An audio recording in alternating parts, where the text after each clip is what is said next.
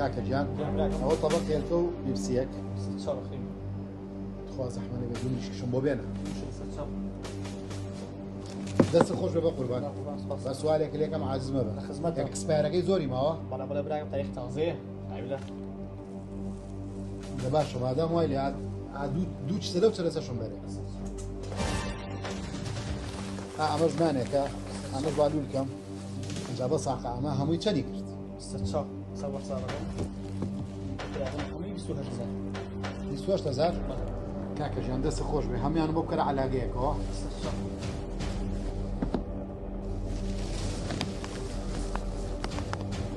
باید بیه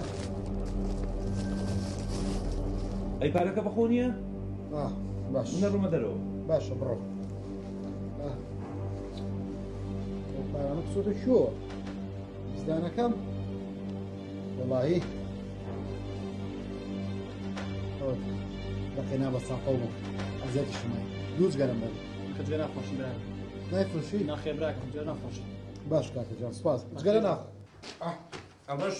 بابەتی خۆمانە ئەوە کێیە؟ ئەوە ناوی حسەینە کە شروبی لێ بڕێ ئیسپرتۆ خوا ئیسپرتۆ ماڵی ئەوابێت لێ بە وەرە جێگاشی بۆ ڕاقستووی وەرە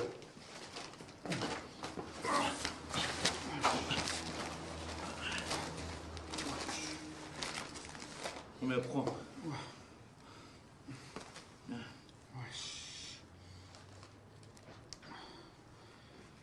سلاحاتم کردە زانی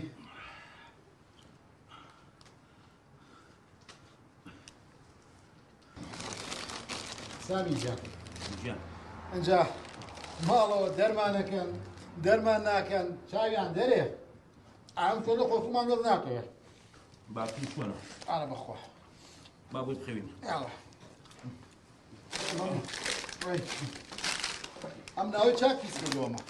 لاوە دەبڕۆ لاوە ئاقا چ بێنە پێشەوە تۆ